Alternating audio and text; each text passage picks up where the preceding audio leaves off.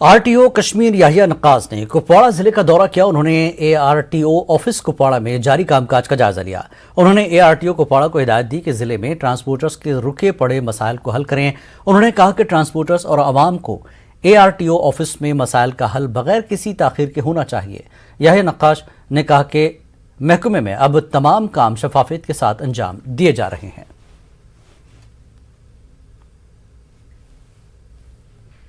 ADC Ganderbal ने एक meeting की सदारत की। पीएमजे सेहत स्कीम के तहत बारे में तबादला ख्याल हुआ। इस हवाले से रजिस्ट्रेशन के अमल में तेजी लाने पर बातचीत हुई। जिले में तमाम लोगों को गोल्डन कार्ड फराहम करने के हवाले से एडीसी ने अफसरान को इस अमल में तेजी लाने की हिदायत दी। मुस्तहक अफराद की रजिस्ट्रेशन और गोल्डन कार्ड्स की वागजारी के हवाले से भी तफसीलात हासिल की गई। पामपुर पुलिस की जानिब से पुलिस स्टेशन पामपुर में एसएसपी मोहम्मद यूसुफ की सदारत में एक अवामी दरबार मुनक्किद हुआ। इसमें इलाके के मौजिज शहरियों के अलावा आइमाए मसाजिद और दीगर लोगों ने हिस्सा लिया। लोगों ने कस्बे में ड्रग माफिया को कंट्रोल करने पर एसडीपीओ पामपुर मीर इम्तियाज अहमद की सताइश की। एसएसपी ने लोगों को यकीन दिलाया कि वो आवाम के साथ हमेशा ताउन करते रहेंगे।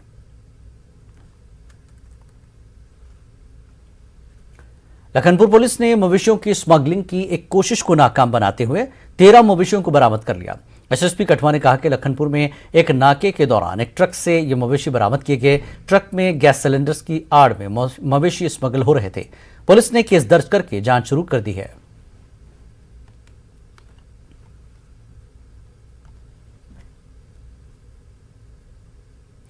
कोरोना केसेस में कमी आने के बाद तालीमी इदारों को दोबारा खोलने का फैसला किया गया। इसके चलते जिला पुंछ समेत जम्मू खित्ते के मुख्तलिफ इलाकों में आज 10वीं से 12वीं जमात के तमाम स्कूल, कॉलेज और आईटीआई दोबारा खुल गए हैं। अगरचे पहले रोज बच्चों की कम तादाद ही स्कूलों में देखी गई, मगर सभी बच्चों ने कोविड एसओपीज का पूरा ख्याल रखा। तलबा ने स्कूलों के खुलने पर खुशी का इजहार किया। स्कूलों के अमले ने भी गाइडलाइंस की पासदारी की। तलबा व असातिज़ा का कहना था कि ऑनलाइन किसी भी सूरत में ऑफलाइन तालीम का मुतबादिल नहीं हो सकता। तो हम बहुत खुश हैं इससे। तो आज स्ट्रेंथ कम है, लेकिन कल से स्कूल है, क्लासेस लग रही हैं। स्कूल आइए। तो ऑनलाइन क्लासेस थी वो पॉसिबल हो नहीं पा रही थी कहीं कभार नेट की वजह से, और बहुत ज़्यादा नेट की प्रॉब्लम होती थी और टीचर्स भी काफ़ी टाइम अवेयर नहीं होते थे, तो हमें प्रॉपर टॉपिक्स की समझ नहीं आती थी। और जो ऑफलाइन फैसिलिटीज़ होती हैं वो तो हमें हमेशा से मतलब इम्पॉर्टेंट होती है, और जब हम ऑफलाइन क्लासेस अटेंड करते हैं तो एक अच्छे माहौल में हमारे जो डाउट्स होते हैं वो ज़्यादा अच्छे से क्लियर होते हैं और टीचर्स भी हर बच्चे को स्पेसिफिकली अटेंशन दे पाते हैं। 1000 आदमी को एट ए टाइम बुलाया नहीं जा सकता। As per direction of the government हम इसका वाया मीडिया निकालेंगे ताकि सोशल डिस्टेंसिंग और बाकी चीज़ें जो हैं उनको मद्देनजर रख के ही काम किया जाए, ताकि किसी इन्फेक्शन को फर्दर स्प्रेड होने का मौका न। पटन के ब्लॉक शेराबाद, खोर और ब्लॉक सिंहपुरा में गरीबी की सतह से नीचे जिंदगी गुजर बसर करने वाले लोगों का कहना है कि उन्हें प्रधानमंत्री आवास योजना के तहत रिहायशी मकानात तामीर करने के लिए 4 बरसों से कोई पैसा वागजार नहीं किया गया। इन गरीब लोगों का कहना है कि 4 बरस पहले उन्होंने मुतल्लिका दफातर में अपने कागजात जमा किए थे। इन दोनों ब्लॉकों में बहुत से ऐसे लोग हैं जो शदीद सर्दी में भी आर्जी शेड या दीगर आर्जी ढांचों में जिंदगी बसर कर रहे हैं। इन लोगों ने रुखमात वागजार न करने पर सरकार और मुतल्लिका महकमे के खिलाफ सख्त बरहमी का इजहार किया। उन्होंने इंतजामिया से अपील की कि उनके मसाइल जल्द हल किए जाएं। ब्रोह 4 वरी मे शेडस ब्लॉकस मज कोर्मुत आईवाई कागज भरमित मे गई 4 वरी ब्लॉकस मज गसान बीडीओ सोबस निश सह तौर वनान वन आय न पोंसै वन आय न पोंसै, मगर यह सोन हक गरीबन हुन यह वातान बाकियन निश। यमन आज मकान दुपूर उपूर बनत कारबार कि अस गरीबन पे ना वातान कहें।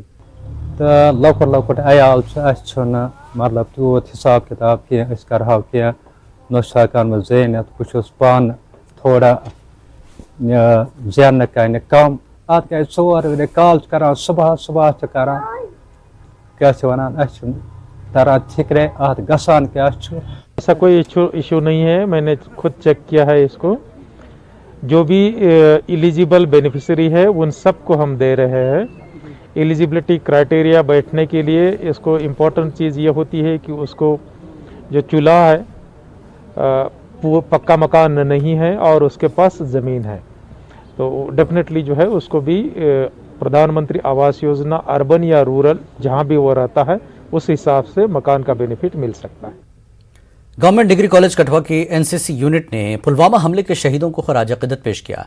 इस दौरान एनसीसी कैडेट्स ने कहा कि बहादुर जवानों की कुर्बानियों को हमेशा याद रखा जाएगा। और मैं जीडीसी कठुआ का 5th सेम का छात्र हूँ और मैं फौज जैन के बटालियन से ताल्लुकात रखता हूँ।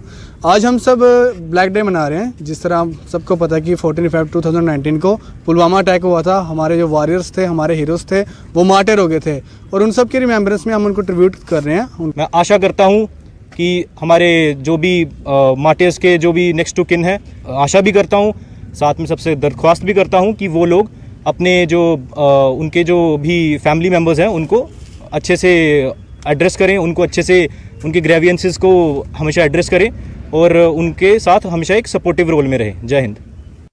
बजरंग दल राजौरी यूनिट ने जवाहर नगर पार्क में 3 साल काबिल पुलवामा हमले में अपनी जानों का नजराना पेश करने वाले बहादुर सिक्योरिटी एहलकारों को खराज अकीदत पेश किया।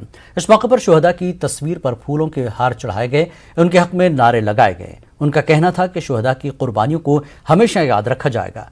शोहदा के अहल खाना से भी हमदर्दी का इजहार किया। अपना अलग अलग की ओर से श्रद्धांजलि कार्यक्रम किया गया। इसमें अपना अलग अलग प्रखंडों से, अलग अलग खंडों से आए हुए कार्यकर्ता मौजूद थे और आज उन्हें नम आंखों से एक बार फिर याद किया गया। 3 वर्ष पूरे हो गए हैं, उनके पूरे हो गए, 3रा वर्ष है उनके शहीद हुए और आज फिर एक बार पूरा देश और पूरे अपना राष्ट्रवादी समाज आज से फिर नम आंखों से उनको श्रद्धांजलि दे रहा है।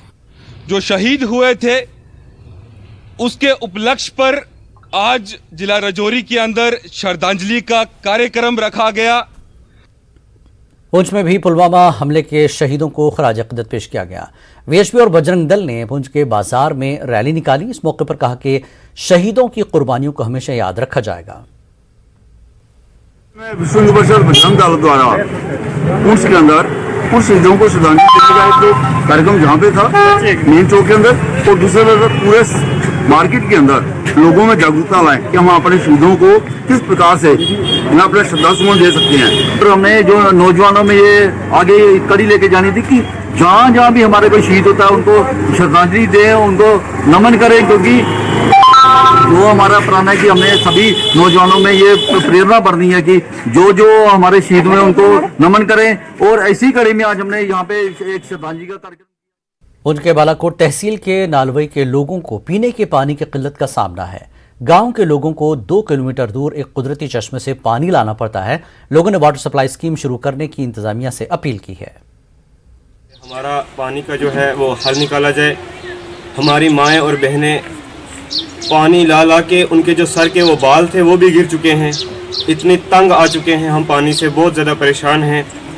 हमारे घर पर अगर कोई फंक्शन होता है, किसी की शादी होती है या कोई मर जाता है तो हमें बहुत ज़्यादा परेशानी का सामना करना पड़ता है, क्योंकि पानी हमारे घर से बहुत ज़्यादा दूर। गर्ल्स हायर सेकेंडरी स्कूल मेंढरपुंज में एक कैंप का इनेकाद किया गया। इस मौके पर तलबा में कैटेगरी सर्टिफिकेट तकसीम किए गए। तहसीलदार मेंढर गौरव शर्मा ने सर्टिफिकेट तकसीम किए।